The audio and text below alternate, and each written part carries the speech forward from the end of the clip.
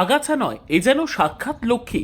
জলাশয়ের যে কচুরিপানাকে গ্রাম বাংলা অভিশাপ বলে দূরে ঠেলে দেয়, আজ সেই কচুরিপানা শুকিয়েই রোজগারের মুখ দেখছেন হালি শহরের সংখ্যালঘু মহিলারা। গৌরব আনন্দ, কৌশিক মণ্ডল আর রেহেনা খাতুনের জাদুকরি ছোঁয়ায় পুকুরের আগাছা এখন আভিজাত্যের লেডিস ব্যাগ আর ঘর সাজানোর শৌখিন সামগ্রী।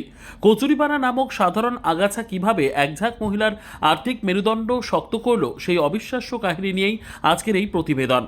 উত্তর 24 পরগনার হালি শহরের গ্রামের অর্থনীতিকে বদলে দেওয়া এই অসাধ্য সাধনের নেপথ্য কারিগরেরা একটি ছোট ঘরে গড়ে তুলেছেন এক অভিনব কর্মশালা। এখানে এলে দেখা যাবে জলাশয় থেকে তুলে আনা কচুরিপানা রোদে শুকিয়ে তার আঁশ দিয়ে তৈরি হচ্ছে একের পর এক চোখ ধাঁধানো নজর কাড়া সামগ্রী। কচুরিপানা থেকে যে এত ধরনের আধুনিক জিনিস তৈরি হতে পারে তা চোখে না দেখলে বিশ্বাস করা কঠিন। কি নেই সেই তালিকায়? আভিজাত্যে ভরা লেডিস ব্যাগ থেকে শুরু করে শাড়ি, ডায়েরি, বাহারি গয়না, ফাইল, পেনদানি, এমনকি সুদৃশ্য ট্রে ও ফলের সাজি। জলাশয়ের সাধারণ আগাছা থেকে তৈরি হওয়া এই পণ্য সামগ্রীগুলো এখন রীতিমতো টেক্কা দিচ্ছে প্লাস্টিক বা কৃত্রিম উপকরণের তৈরি আধুনিক ঘর সাজানোর ইউনিটগুলোকে। বলা ভালো, পিছিয়ে পড়া সংখ্যালঘু পরিবারের মহিলাদের আর্থিক মেরুদণ্ড শক্ত করতে তাদের পাশে দাঁড়িয়েছেন সমাজকর্মী রেহেনা খাতুন। প্রায় 50 থেকে 60 জন এলাকার সংখ্যালঘু মহিলাকে তিনি হাতে কলমে প্রশিক্ষণ দিয়ে পেশাদার শিল্পী হিসেবে গড়ে তুলেছেন। গ্রামের মহিলারা আজ নিজের যোগ্যতায় সংসার চালাতে পারেন। হালি শহরের ছোট ঘরটিতে এখন জায়গার বড় অভাব, তাই ভাগে ভাগে কাজ করতে হয় মহিলাদের, কিন্তু তাতে তাদের উৎসাহে বিন্দুমাত্র ভাটা পড়েনি। আমরা তো আগে ঘর থেকে বেরোতামই না, ঘরের মধ্যেই ছিলাম। এখন এই কাজটা আমাদের এখানে এসে আমরা খুবই খুশি, সবাই মিলে একসাথে কাজ করতে পারি। আমাদের মাস গেলে 2-3 হাজার টাকা ইনকামের রাস্তা এসেছে। আমরা নিজের আপনারা চেষ্টা করছেন যাতে আরো রোজগারের পয়সাটা যাতে বাড়ানো যায়। আমরা কাজটা করি সারাদিন, বাড়ির কাজ সামলে দুপুরের পরে 2:30-3টে থেকে আসি, 5টা পর্যন্ত, 5:30 পর্যন্ত কাজ করি। আপনারা এই কাজটাকে করেন, এখানে সবাই মোটামুটি আনন্দের সাথেই কাজটা করেন। টাইম হলে আমরা চলে আসি, আমরা খুশি খুশিতে কাজ করি।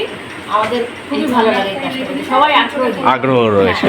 বলা ভালো, এই কর্মশালায় কাজ করতে আসা মহিলারা শুধু অর্থনৈতিক সচ্ছলতায় পাননি, বরং তারা খুঁজে পেয়েছেন এক নতুন পরিচয়।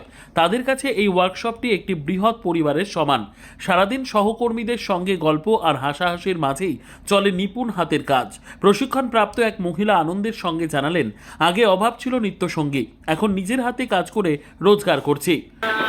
আমাদের এই কাজটা কচুরিপানার কাজ বিগত 2 বছর ধরে চলছে এবং বর্তমানে এখানে 50 থেকে 55 জন মহিলা কাজ করেন, যারা প্রত্যেকেই মুসলিম সম্প্রদায় থেকে উঠে এসেছে। মানে বিগত দিনে এই মহিলারাই বাড়ির বাইরে বেরোতে একটু দ্বিধাবোধ করতো, কারণ মুসলিমদের মধ্যে একটা পর্দা প্রথা আগাগোড়াই থাকে এবং এখনও আছে। কিন্তু এই কাজ করে তারা যে স্বনির্ভর হয়েছে এবং সাবলীল হয়েছে, সেই স্বাবলম্বী এবং নিজেদের উপার্জনের মধ্য দিয়ে তারা কিছুটা হলেও স্বাধীনতা ফিরে পেয়েছে এবং নিজেদের মতামত পোষণ করতে পারে। এখানে আজকের দিনে দাঁড়িয়ে প্রত্যেকটা মহিলা এখানে আসে এবং তারা নিজেদের মতো করে কাজগুলো করে এবং তাদের একটা নেশা হয়ে দাঁড়িয়েছে যে এই সেন্টারটায় না আসলে অনেকের মন ভালো থাকে না, এই সেন্টারটায় এসে কারোর প্রেশার কমে গেছে, এরকমও নজির আছে।